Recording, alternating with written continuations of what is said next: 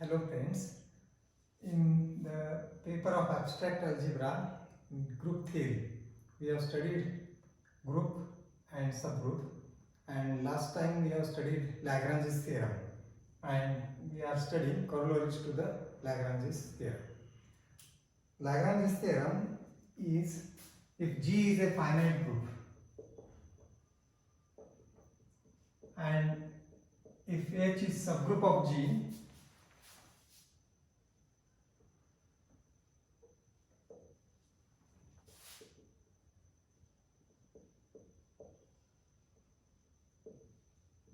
then order of H divides order of G.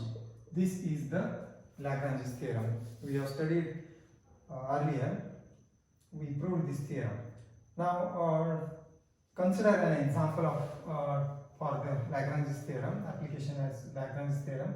Let G is equal to the group, finite it must be, as 1 minus 1 I minus I under multiplication.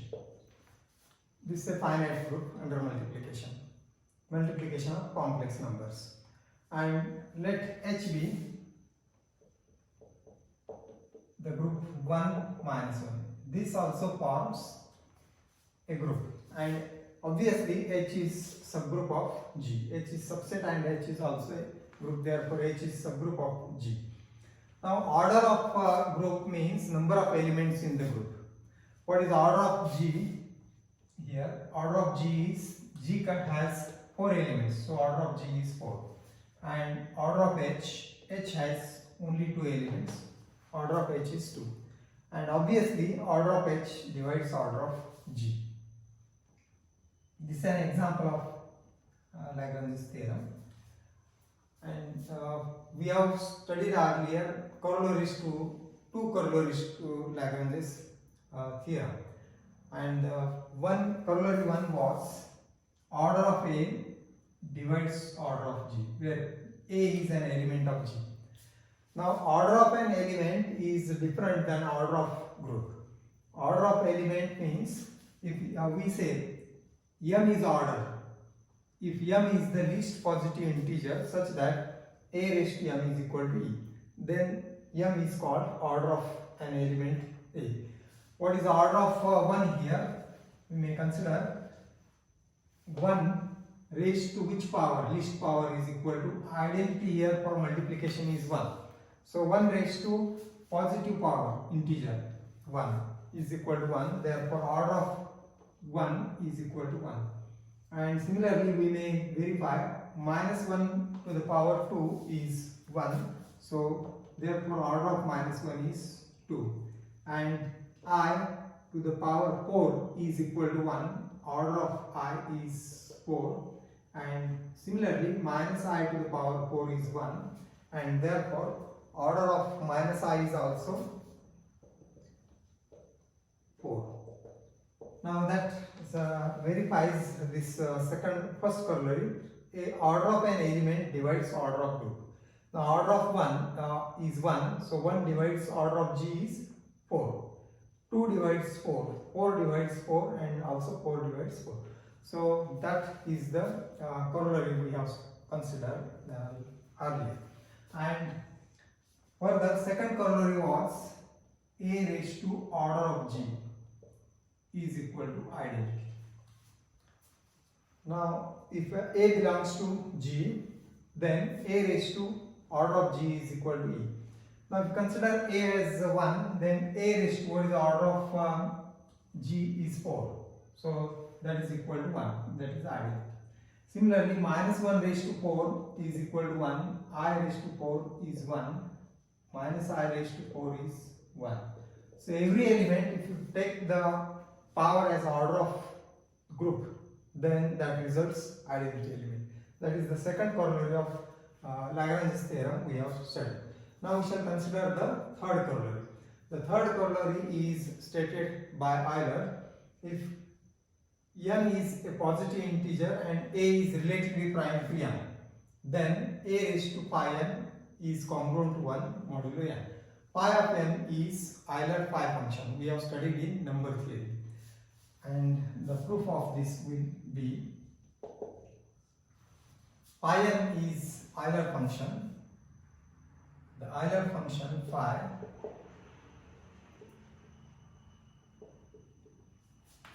of n, where n is positive integer greater than or equal to 1.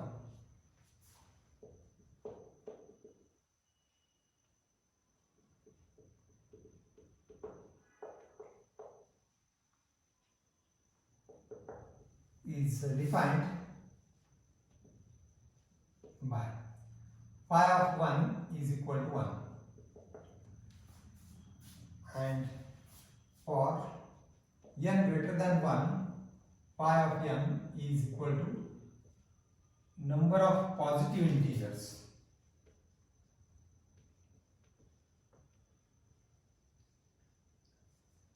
less than n that are relatively prime.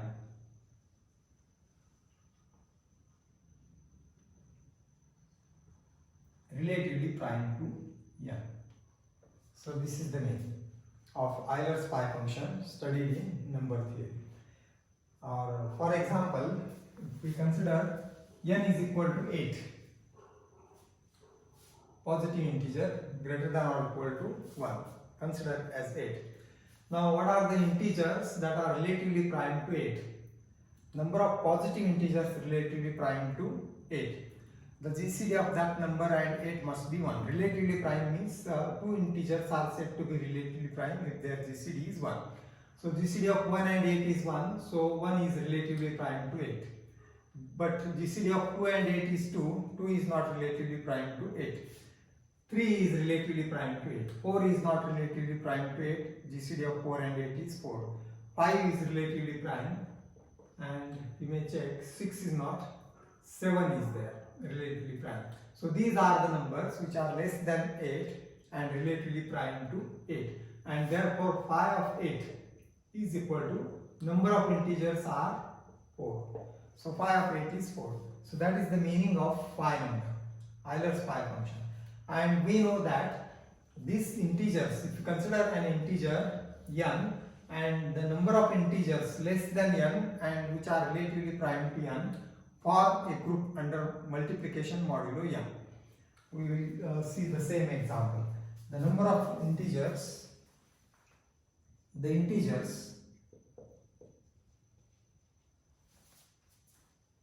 or we may consider positive integers. Positive integers, we have to consider always here positive integers. The positive integers less than n, the same condition, the positive integers less than n that are relatively prime to n.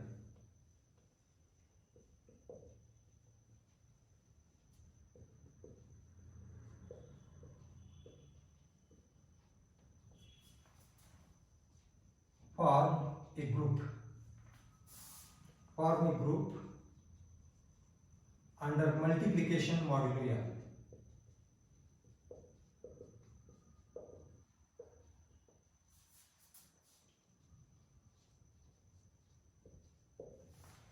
Now see, we have considered, for example, n is equal to 8, and what are the integers relatively prime to 8, less than 8, 1 to less than 8, up to 7. That are 1, 3, 5, 7.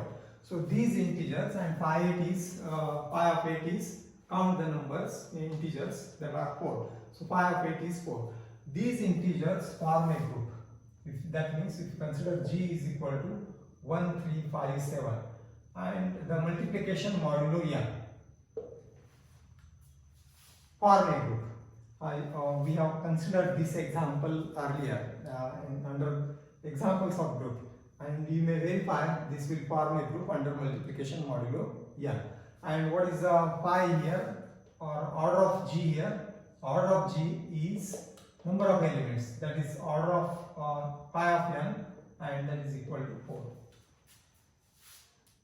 Therefore the order of g is equal to phi of n here, and thus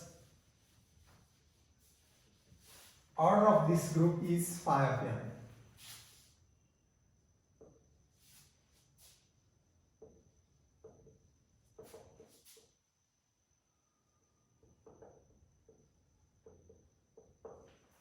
And we have the second corollary, a raised to order of g is equal to e.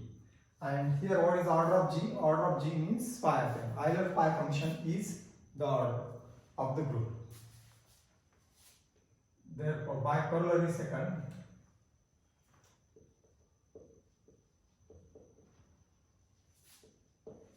we have a raised to phi of n is equal to e, and e for multiplication, it is identity for multiplication, that is 1. So therefore a raised to phi of n is equal to e. Since, or we may consider here as a since order of g is equal to phi of n, and thus a raised to phi of n is congruent to 1. Therefore it is actually equal to 1, and 1 is congruent to 1 under modulo. Yeah. So this proves the third corollary of Euler. Here what we have to understand is Euler phi function, and it is the meaning is simple: number of positive integers less than that number n which are relatively prime to n. Such numbers form a group, and the order of the group means number of elements will be the Euler function phi of n, and thus that here order of g is phi of n. And we have corollary second, a raised to order of g is e, that is a raised to phi of n is equal to e, and e is 1, and that means a raised to phi of n equal to is stronger than congruence. Numbers which are equal are always congruent, and therefore that is congruent to 1 under modulo n. That proves the. Now we shall consider corollary 4, which is stated by Fermat, French mathematician Fermat. If p is a prime number,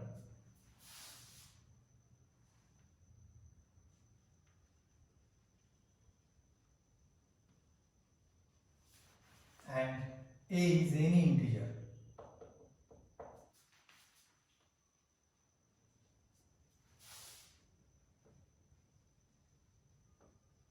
then a to the power p is congruent to a modulo n. Or here the modulo is p.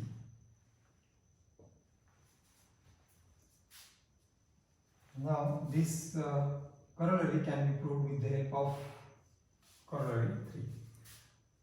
We have a raised to phi m is congruent to 1 modulo n, and here we take n as p. If p is prime number,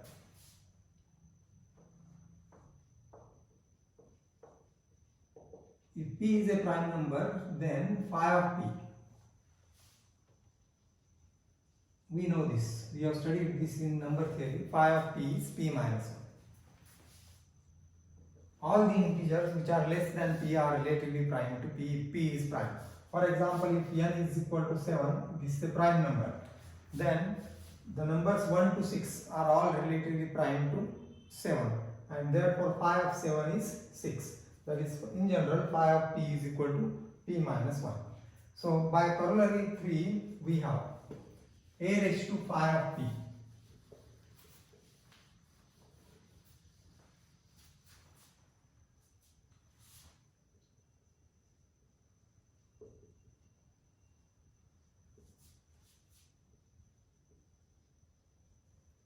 raised to phi p is congruent to 1 modulo p. See, n is replaced by p, and what is phi of p is p minus 1.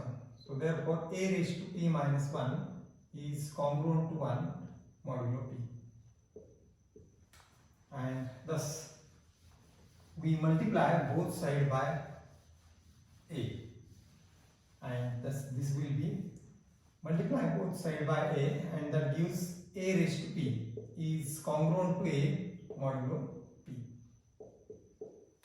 which is the required result. So this is stated by Fermat. If P is prime and A is any integer, then A to the power P is congruent to A under modulo P. So this proves corollary 4. Now we shall consider fifth corollary.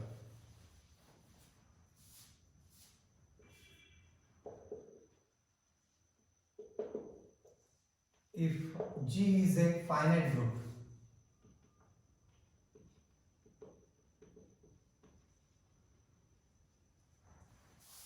whose order is a prime number P,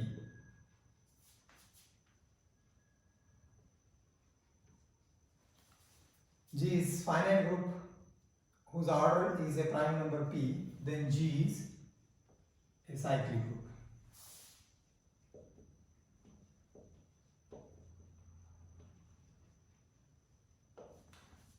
So this we have to. Cyclic group means every element must be in terms of power of some element generator, and then that group will be said to be cyclic group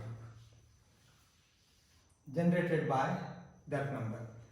So for example, if you consider a cyclic group generated by 3, then this will be 3, all the powers of 3.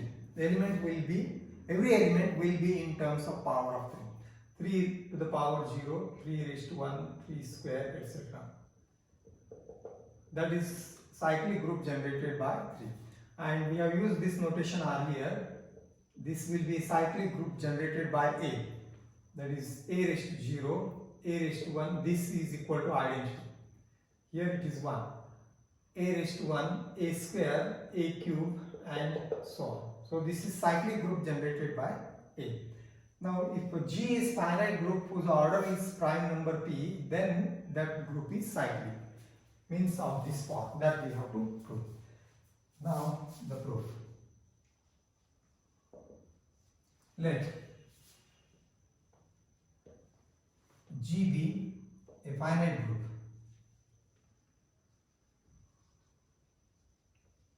with order of G is equal to P. P is prime. First we shall prove that G has only trivial subgroups. What is the meaning of trivial subgroup? If G is a group, then a subgroup must be subset of G.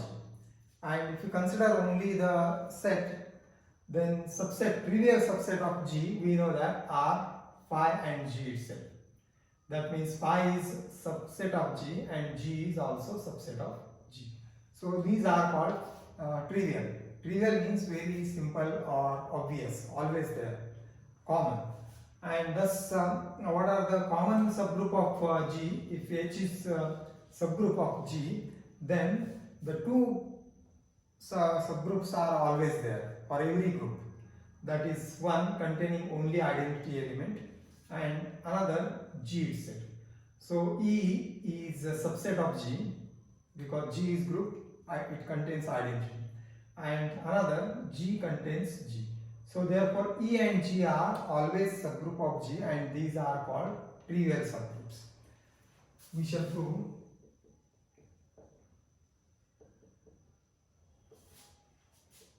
that subgroup H of G, G has only trivial subgroups.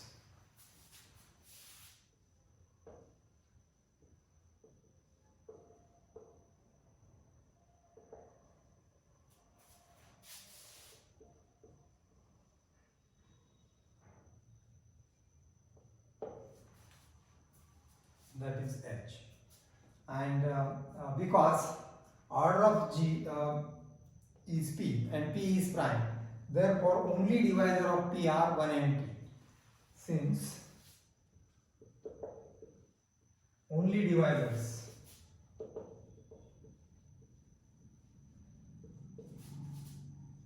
are 1 and 2. A prime number has only divisors 1 and itself.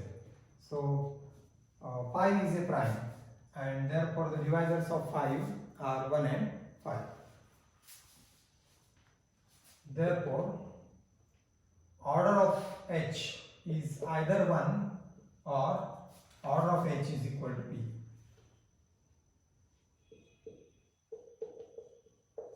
And order of H is 1 means H contains only one element, that is identity. So therefore H is E containing identity, or H contains P number of element means H must be equal to G, because order of G is P. H is equal to G, and thus H has only trivial subgroups. Now let A is not equal to E belongs to G. We consider an element A other than identity in G. Then let H be a cyclic group generated by A.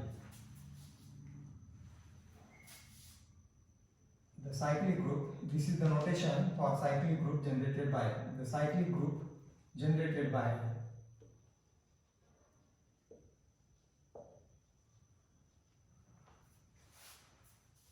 is a subgroup of G.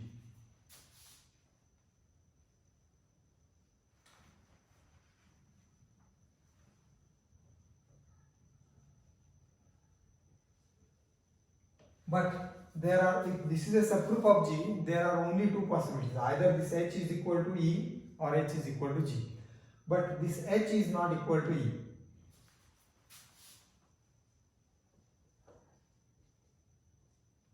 Since we have considered A is not equal to E and A belongs to H. Since A is not equal to E belongs to H, and therefore H is not equal to E. And what is the remaining alternative? Therefore we must have H is equal to G.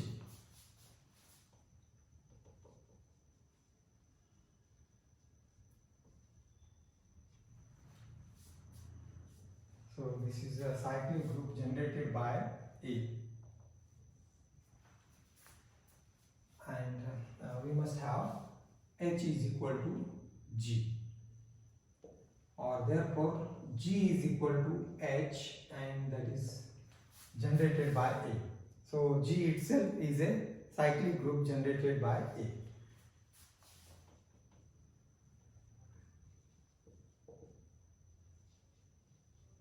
And this proves the corollary fifth. So thus we have proved the corollaries to the Lagrange's theorem.